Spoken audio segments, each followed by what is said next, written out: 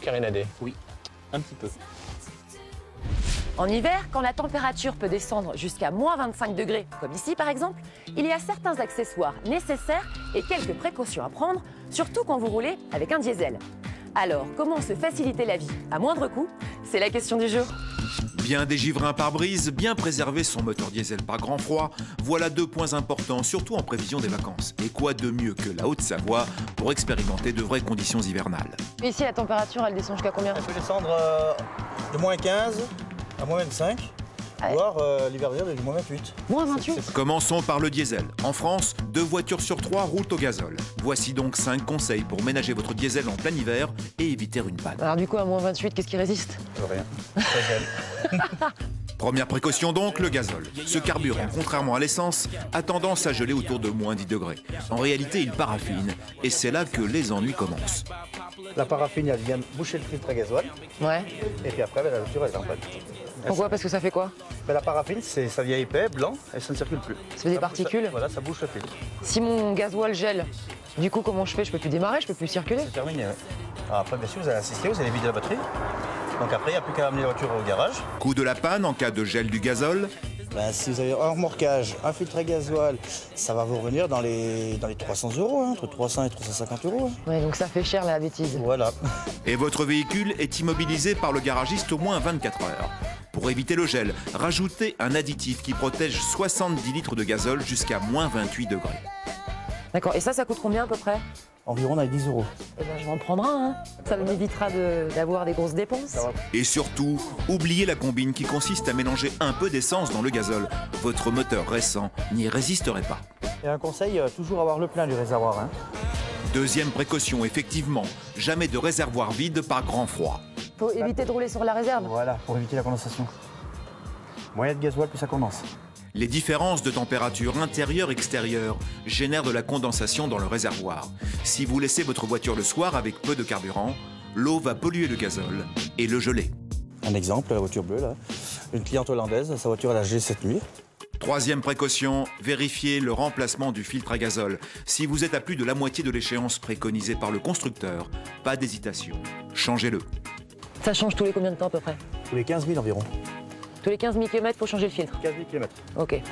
Quatrième précaution, la charge de votre batterie. Sur un diesel, elle est particulièrement sollicitée par grand froid, ne serait-ce qu'à cause des bougies de préchauffage et du taux de compression élevé.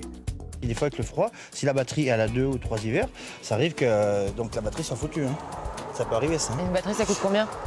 Une batterie, il faut compter dans les 150 €, une batterie diesel. Hein. Cinquième précaution, l'huile. Les diesels exigent des huiles dont l'indice de viscosité à froid est très bas. Ça peut être une 5,30 ou une 5,40 ou une 0,30 pour bien lubrifier. D'accord. En vieillissant, l'huile s'oxyde et épaissit. Là aussi, si vous êtes proche de l'échéance, vidangez avant de partir. Enfin, dernier conseil valable pour tout le monde. J'ai du lave-glace, mais je l'ai acheté en région parisienne, donc est-ce que c'est bon pour ici? Non. Et ici, il faut l'air gaz qui aille jusqu'à moins 20. Pourquoi Parce qu'il gèle. Il est comme de l'eau. Faites le plein de lave-glace anti-gel avant d'arriver en station. D'ailleurs, qui dit lave-glace en hiver, dit également dégivrage. Justement, Karine a testé les méthodes les plus rapides pour dégivrer un pare-brise. Vous allez avoir le grand classique qui est le grattoir. D'accord. C'est juste le bras qui va agir. Et on a pensé à tout. Vous avez maintenant, pour vous protéger les petits doigts en temps de grand froid, la raclette avec le gant dessus pour pas vous mouiller et vous refroidir. C'est parfait. Avec le grattoir à main, comptez 2 minutes 15 secondes pour un pare-brise. Coût de cette méthode particulièrement écologique, 1 €. Pour un grattoir avec gants, comptez 4,50 €. Ensuite, vous avez la deuxième solution en produit liquide. Avec un spray, comptez 1 minute 30 secondes. Coût de cette méthode un peu fastidieuse, Ah, j'en peux plus. Je suis fatiguée. 3,90 €. L'aérosol, donc en bombe. Donc là, c'est simple d'utilisation. Il suffit de secouer, de vaporiser votre pare-brise. Avec une bombe, comptez 30 secondes et 1,50 €. Simple et efficace. Et voici la méthode à éviter, même si elle est gratuite. Balancer de l'eau chaude sur un pare-brise gelé est le meilleur moyen de le fissurer. Pour finir, une méthode préventive, la bâche. Comptez 3,10 €. Temps de pause, 1 minute 20. Efficacité totale.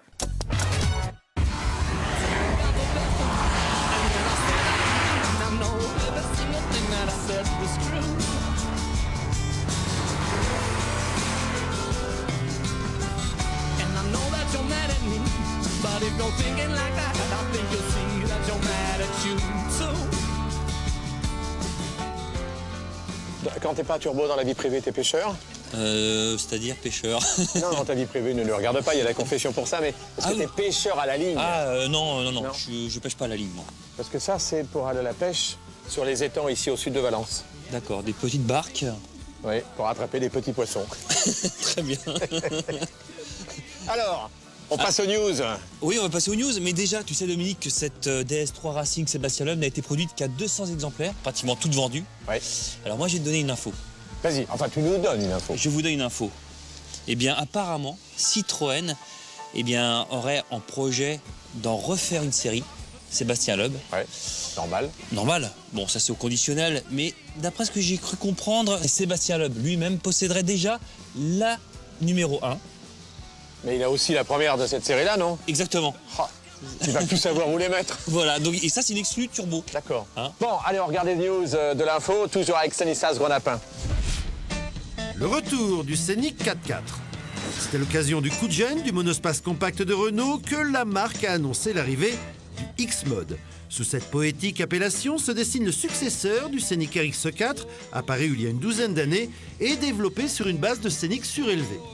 Même recette pour le X-Mode, qui malgré 2 roues motrices adopte un système électronique intelligent permettant quelques escapades hors des sentiers battus. Le X-Mode sera présent au Salon de Genève dans un mois. Le 15 de France a un nouveau partenaire automobile. Renault est sorti de la mêlée dans laquelle le constructeur se trouvait depuis 5 ans, place à BMW qui y rentre. Toutefois, si le fait qu'un groupe automobile étranger soutienne une équipe de France inquiète ou dérange, cela n'influe guère sur les résultats. Pour preuve, une défaite pour le 15 tricolore en Italie sous l'ère Renault, c'était en 2011, tout comme la semaine dernière, sous l'ère nouvelle de BMW. Cette semaine, Paris célébrait les anciennes à Rétromobile. Pour cette 38e édition, les hommages étaient nombreux, des 50 ans de la Porsche 911 aux 110 ans de sport auto chez Skoda, en passant par de Benz rarissimes et quelques curiosités, comme cette voiture à hélice ou cette locomotive réplique fidèle de celle entrée en service en 1829. Londres en carte postale, c'est un grand pont sur un grand fleuve, une grosse horloge, des bus rouges et hauts, des chapeaux en poil d'ours et des taxis londoniens forcément. Depuis quelques années, ces fameux taxis n'étaient britanniques qu'à 80%, le reste étant détenu par le constructeur chinois Geely, connu pour être le propriétaire de Volvo. Depuis quelques jours, Geely a racheté la totalité du seul constructeur au monde uniquement spécialisé dans la fabrication de taxis.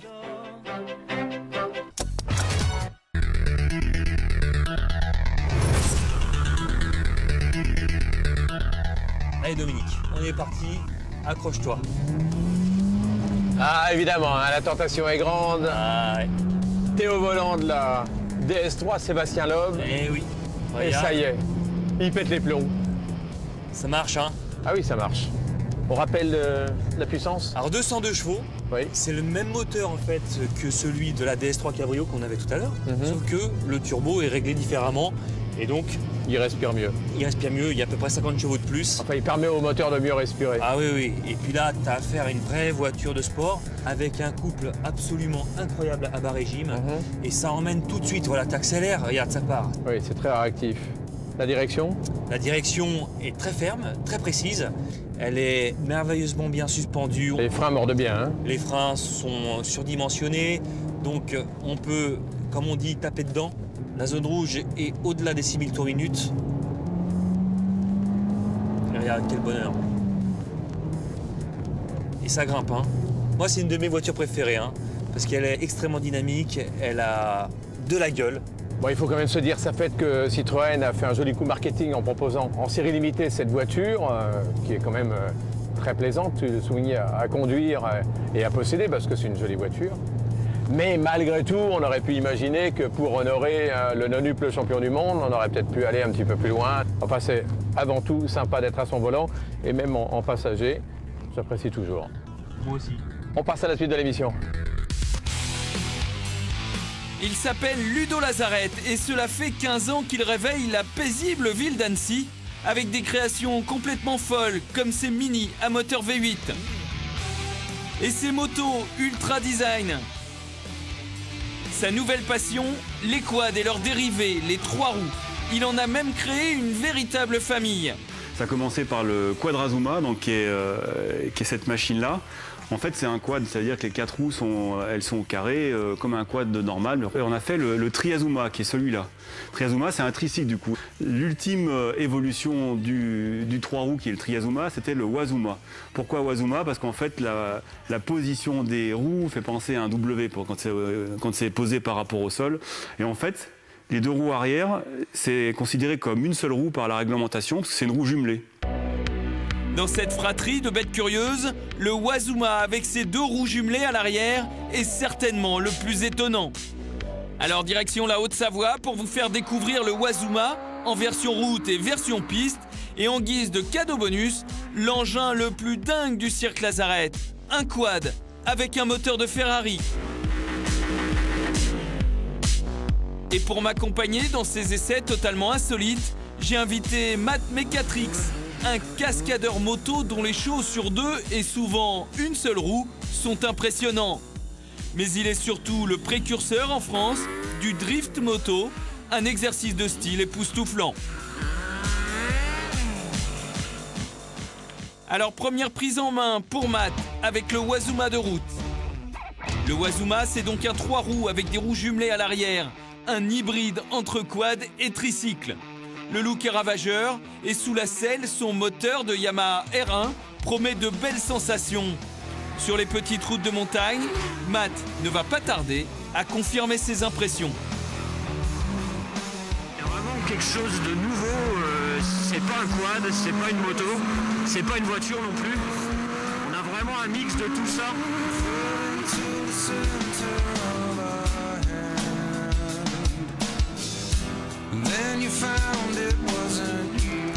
Mais impossible sur route de laisser Matt chahuter cet engin du diable en toute sécurité.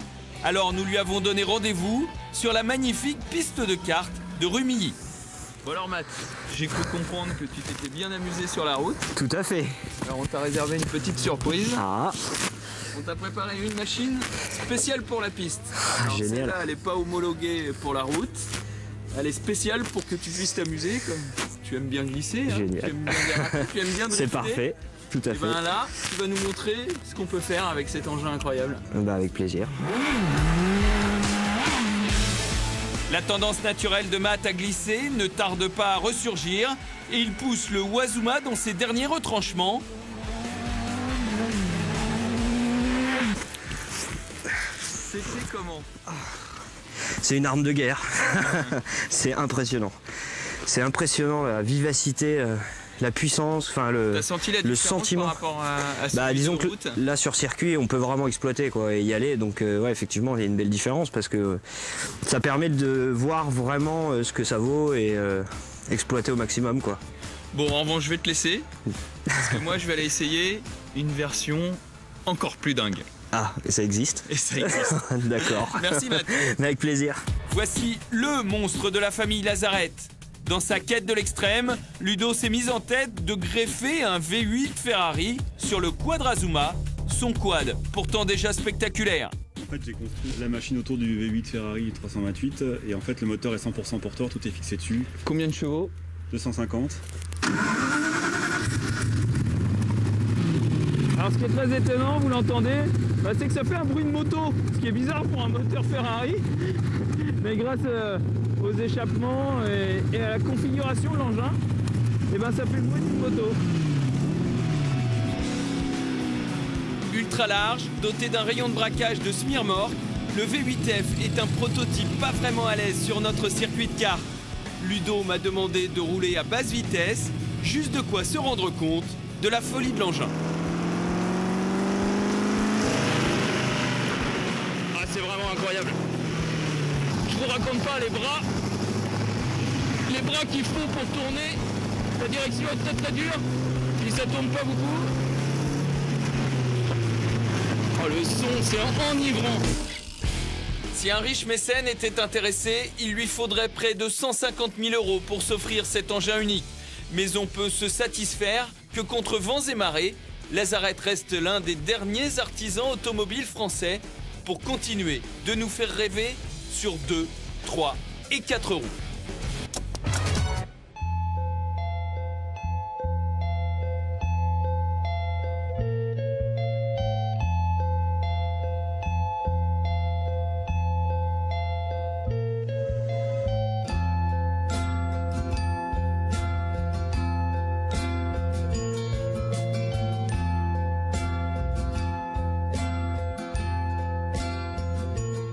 Alors, je vous rappelle que ce matin, nous sommes en Espagne, au sud de Valence.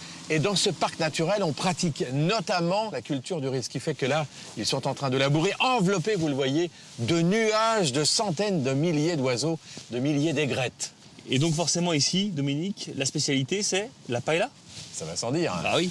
Alors, quand on pense collection automobile outre-Atlantique, on imagine évidemment la Californie, la Floride. Et bien là, on vous emmène en fait tout au nord de l'Amérique, au Canada, au Québec, avec Cyril Drevet qui va vous faire découvrir une collection hors du commun, voitures de course notamment, et puis un propriétaire lui aussi hors du commun. On va donc voir une collection de chars. Des beaux chars. Des beaux chars. Des chars rapides.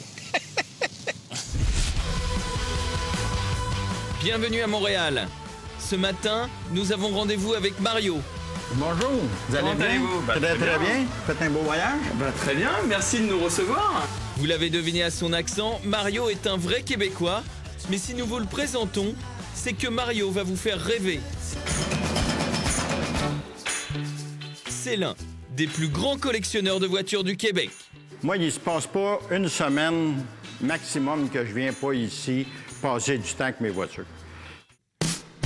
Promoteur immobilier, il a fait fortune en misant voici 20 ans sur l'extension de la banlieue de Montréal. Alors en bon passionné d'automobile, quand il a construit sa maison, il l'a aménagée en conséquence. Ici, vous trouvez dans le sol de ma maison, où j'aime toujours avoir plusieurs voitures qui sont à la portée. Sa première mini de course, une Lotus 7, une magnifique Jaguar XK 120 de 1951. La collection de Mario a un fil rouge. À quelques rares exceptions, il n'aime que les décapotables. Comme cette incroyable Bentley, tout droit sortie de chapeau melon et bottes de cuir. Oui, ici, vous avez une Bentley 1947, qui est une voiture assez exceptionnelle qui, dans les dernières années de sa vie active, a fait du rallye en Europe. Oui, c'est mon mini-musée à moi. Les voitures d'exception d'aujourd'hui n'échappent pas à la passion de Mario. Lamborghini Gallardo Spider, Aston Martin V8 Vantage, Mario peut s'offrir tout ce qui nous fait rêver. Si tu me demandes ma voiture préférée de toutes mes voitures, incluant les voitures, je vais dire c'est celle-là ici. La Type E. Oui, la Type E. Jaguar Type E. Jaguar Type E, 74 avec un V12. D'ailleurs, ça, c'est ma première voiture que j'ai achetée pour une voiture de collection. Et quand la route ne lui suffit plus, c'est sur les circuits qu'il se fait plaisir. C'est devenu un gentleman driver reconnu au Canada. Bon, bonjour, ici, tu te trouves présentement dans l'atelier où on prépare les voitures de course pour nos courses qu'on fait régulièrement en série Porsche actuellement. Ça, c'est une GT3 RSR 2009 qui a gagné beaucoup de courses, surtout aux États-Unis. Je vous présente Jacques, qui est mon mécanicien préparateur de voitures de course depuis 23 ans maintenant. Jacques est la personne qui prépare tous les voitures et refait tous les moteurs que vous voyez ici. Ça arrive qu'il y en ait qui tombent en panne? Quand elle tombe pas en panne, c'est pas normal. Et si vous pensiez avoir tout vu, avec Mario, quand il n'y en a plus, il y en a encore. Direction un hangar secret à quelques kilomètres de sa maison. Et pour s'y rendre, il nous sort une autre auto inédite. Je vous présente une Allard, qui est une voiture qui a été fabriquée d'origine dans les années 50, de 50 à 53, la production a été reprise avec les mêmes bases, les mêmes plans, une continuité de numéro de série par un Canadien qui fabrique ces voitures-là une par une ici à Boucherville, pas très loin. Alors c'est quoi comme moteur dans cette voiture? Ça, c'est un 426 EMI à carburateur. Oui, très bon moteur. Oui, c'est un très, très bon moteur. Une fois à destination, on en prend de nouveau plein les yeux. En toute discrétion, le dépôt de Mario compte encore une vingtaine de voitures, toutes plus attirantes les unes que les autres. Ici, vous avez naturellement une corniche classique des années... Celle-là, c'est une 87, une des dernières années que ce modèle-là a été fabriqué. Une Corvette Stingray, de vieilles anglaises et même une Ferrari 400 décapotable très rare. Il y en a pour tous les goûts, y compris le symbole incontournable de tout Québécois amateur de voitures.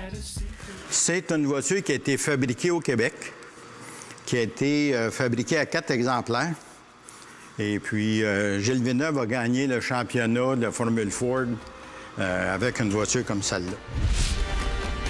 C'est sans fin, en fait. Même quand déjà on peut s'offrir ça, il y a toujours quelque chose d'autre qu'on peut s'offrir. Il y a toujours une belle voiture que je vois quelque part que je rêverais d'avoir.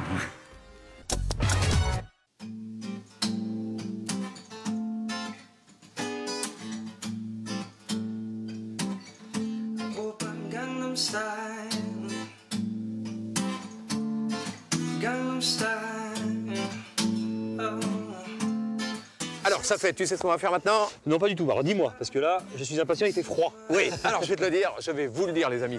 On va profiter du temps de pause de la pub, en n'imaginant pas d'ailleurs un seul instant que vous allez nous quitter en si bon chemin pour se retrouver donc ensuite ici en Espagne, autour de Valencia. À tout de suite. Et voici le programme.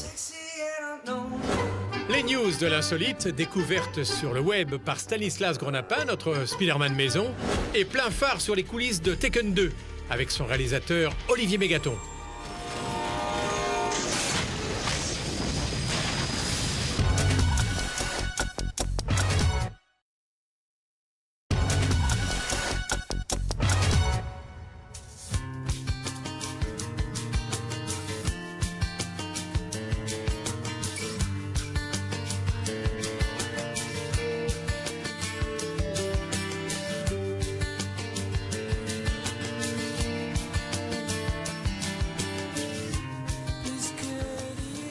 Voilà, retour dans Turbo. Et justement pour cette dernière partie de l'émission, ce matin ici à Valence, en Espagne, bien, je vais vous en proposer une visite de cette ville ô combien moderne aujourd'hui.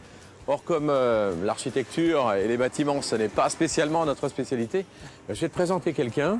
Elle a beaucoup d'atouts, beaucoup de charme. Elle est architecte de profession et elle est valencienne. Allons-y. Salut Macarena. Bonjour. Tu vas bien? Oui, très bien, merci. Je te présente Safette. Enchantée. Il est très timide. Et ce que je te propose, Macarena, c'est de faire un tour en cabriot avec Dominique. Ah oui. C'est le rêve absolu pour C'est découvrir peut-être pas la ville. Oh si, j'en suis persuadé. Oui, je suis Et à mon avis, sûr. ça va être très Il fait sympa. très froid. Bah oui, mais décapoter, c'est extraordinaire. Non, d'accord. Oui, ok. Bon, alors puisqu'il le demande, tu le souhaites? Oui. En cabriot. Allez, c'est Bien parti. sûr. Cabriot DS3.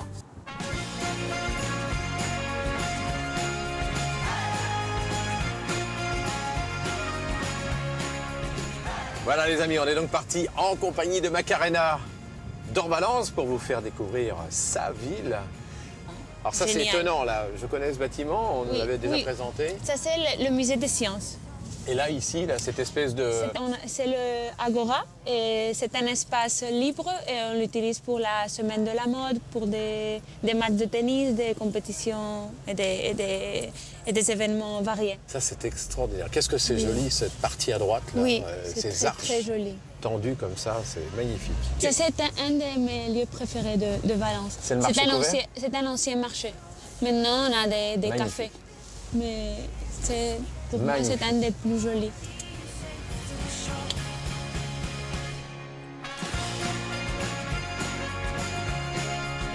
Je te dépose ici Macarena, parce que je crois que t'es pas loin de chez toi. Parfait. Ok. Déjà un petit truc à te demander avant. Et ça a son importance, puisque tu es architecte. Bah, j'aimerais que tu nous donnes ton avis sur cette voiture, qui est quand même un petit peu féminine, non? Oui, mais pas trop, n'est-ce pas? Ah mais non, mais je vois très bien un homme à son volant. Oui, mais moi aussi. plus particulièrement les femmes. Oui, parce que je pense qu'elle est très personnalisable et ça, j'aime bien, pour la faire à moi. Ouais. On va passer à la suite de l'émission. Mille merci de ta présence dans l'émission ce matin. Bon, j'en profite, je te fais la bise. Salut Macarena, merci beaucoup. Bon voyage. Au revoir. Hasta luego. Hasta luego.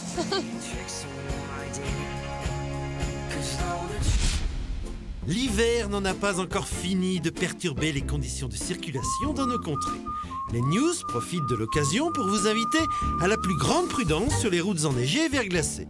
Rappelons également que lorsqu'il n'est pas nécessaire de doubler un véhicule plus lent, autant s'abstenir à moins d'être amateur de marche arrière et de garder son sang-froid.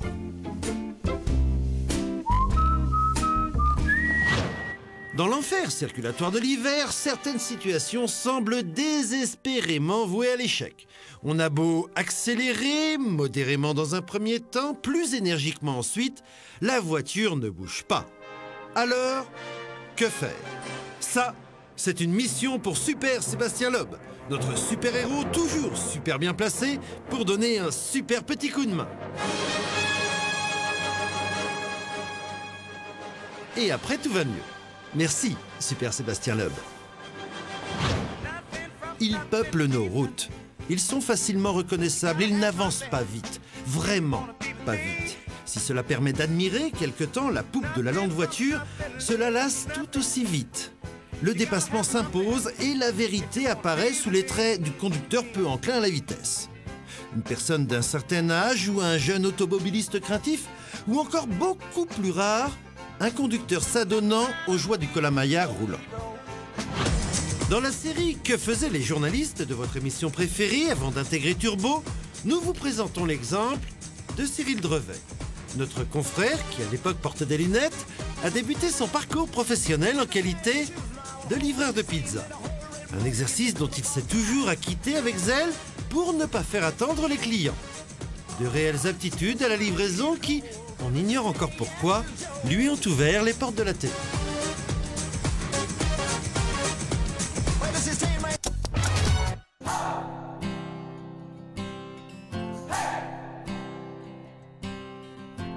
I've been trying to do it right. I've been living a lonely life. I've been sleeping here instead. I've been sleeping in my bed. Alors c'est celui qu'on a vu évoluer tout à l'heure dans la rivière. C'est impressionnant, hein.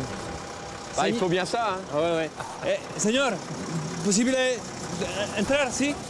Allez, va faire un tour. Allez, je vais te pourrir après. T'as jamais essayé ça, hein?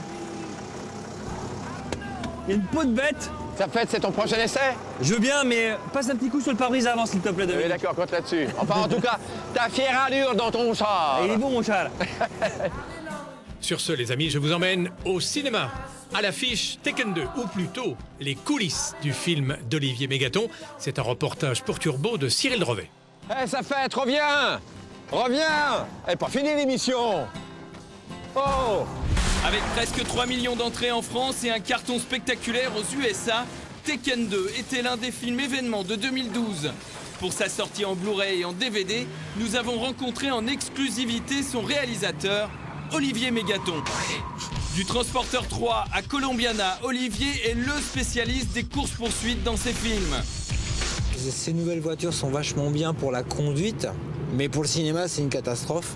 Tekken 2 ne déroge pas à la règle. Liam Neeson, sa femme et sa fille, jouées par Femke Jensen et Maggie Grace, passent une bonne partie du film à échapper à des kidnappeurs en jouant du volant. Tu fais quoi là? Dépêche-toi, bouge! Et nous allons découvrir l'un des secrets de tournage des équipes d'Olivier Mégaton. On va s'organiser une petite poursuite, un petit peu comme au cinéma. Et pour replonger le réalisateur à succès dans son dernier film, nous lui avons confié la voiture vedette de Tekken 2, une BMW Série 7, avec sa toute nouvelle motorisation 740D et ses 4 roues motrices X-Drive. Mon instrument de travail, en tout cas les quelques mois que j'ai passé sur Tekken. Mais celle-là, effectivement, c'était la voiture qui fait la première poursuite dans Tekken, quand Liam se fait poursuivre par les méchants Albanais. Au volant de l'une des stars de son film, Olivier nous confie les techniques et les anecdotes du tournage de Tekken 2. Et s'il est devenu en quelques films le spécialiste des poursuites en voiture, ce n'est pas par hasard. J'adore sentir une voiture, voilà, comme je disais, moi j'aimerais bien faire du rallye parce que j'adore ça, quoi. J'adore tout ce qui est vraiment plus que de la piste, quoi. J'ai un sixième sens aussi de l'inertie de la voiture, c'est comment ça bouge, comment ça arrive. J'arrive à placer des caméras, à mettre dans des endroits impossibles qui défient toutes les lois des assurances parce qu'en général ils te voient, ils ont mis les malades et on peut pas faire ça, t'as pas le droit. Filmer des voitures, on pourrait croire que c'est plus facile que de filmer des enfants ou des animaux, le cauchemar des réalisateurs. Mais Olivier va vous révéler qu'il n'en est rien. La première chose, c'est de se dire, t'as une série 7, quelles vont être les galères? Et les galères, elles arrivent super vite. C'est déjà la clim. Toi, quand t'es à l'intérieur, à 4 personnes, pour le son, t'es obligé de couper la clim. Donc, comme tu coupes la clim, bah, tu fais de la buée. Comme tu fais de la buée, tu vois plus les caméras de l'extérieur. Donc ça, c'est une des premières problématiques. Après les vitres, aujourd'hui, on a des vitres polarisées pour éviter tout ce que tu imagines. Sauf que nous, quand on tourne, on a besoin d'avoir des vitres claires. Donc on est obligé de changer toutes les vitres.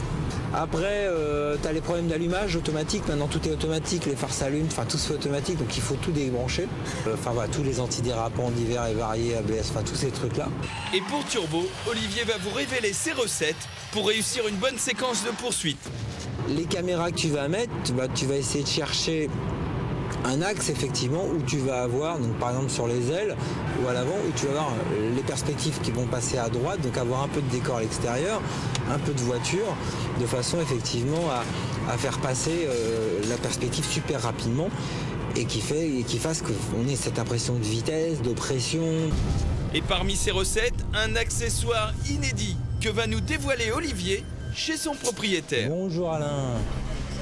On est à Torigny-sur-Marne, dans les ateliers de Ciné Action System. Et voilà, je voulais vous présenter le Top Rider, donc, le système qui a tourné dans Tekken 2. Dont, la petite merveille qui a tourné dans Tekken 2. Le Top Rider, c'est ce principe qui consiste à déporter sur le toit les organes de conduite.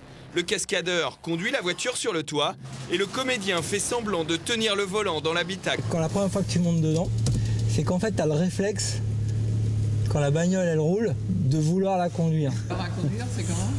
Eh ben, conduire c'est bien, mais ce que je vous propose, c'est d'aller sur un circuit justement pour, comme ça vous pourrez monter dedans et puis et juger par vous-même, quoi. Faut être concentré parce que je peux aussi partir en te regardant comme ça va. Direction le circuit Carole dans le nord de Paris pour une démonstration du Top Rider par Alain Bourg. Là, on va faire une petite, on va s'organiser une petite poursuite, un petit peu comme au cinéma. Il y a mon fils qui va conduire la Clio qui est là. Et mais on va faire une petite subtilité alors. Nous allons faire réaliser cette séquence par Olivier. Alors, voici mon matériel. En gros, c'est même pas ce qu'on a pour mettre making-of. Voilà. C'est faire 3 placements de caméra, puisqu'on réfléchit comme ça, 3 setups, ce qu'on appelle des setups. On va mettre à gauche alors. Une caméra ici, accrochée là. On va en mettre une là-haut, au-dessus de la tête d'Alain, on va voir ce qu'il fait. Et puis la grosse, elle va se mettre à l'intérieur, sans personne, puisqu'on verra bien qu'il n'y a personne. Et elle prendra tout ce qui se passe à gauche et à droite. Même avec des moyens sans pareil à ceux dont il dispose au cinéma, le talent d'Olivier Mégaton agit instantanément et voici le résultat. Tekken 2 Turbo, première.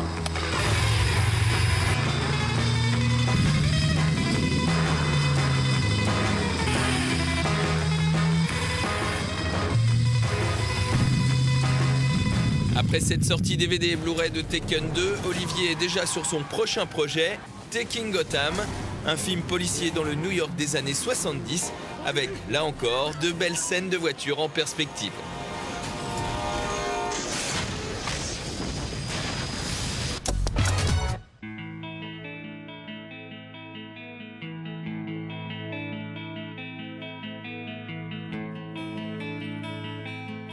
Et ça y est, ça fait. Le moment est venu de leur dire au revoir. Déjà. Ben oui. N'oubliez pas que pour rester en contact permanent avec nous, pour ne pas couper le contact, il y a notre adresse internet et le site turbo.fr. D'ailleurs, vous verrez le propre essai de nos confrères de turbo.fr sur cette nouvelle DS3 Cabrio. J'espère par parenthèse qu'ils seront d'accord avec nous. Hein. Normalement, oui. Je pense, parce que c'est vraiment une voiture très réussie. Excellente semaine, les amis, sur M6. Très bon dimanche. Excellent appétit. À ce propos, d'ailleurs, on va aller déjeuner, nous. Hein. Ah oui. C'est peut-être un petit peu tôt en Espagne. Non, moi j'ai très faim, Alors on y va. On vous embrasse. Ciao, ciao les amis. Salut. Ciao.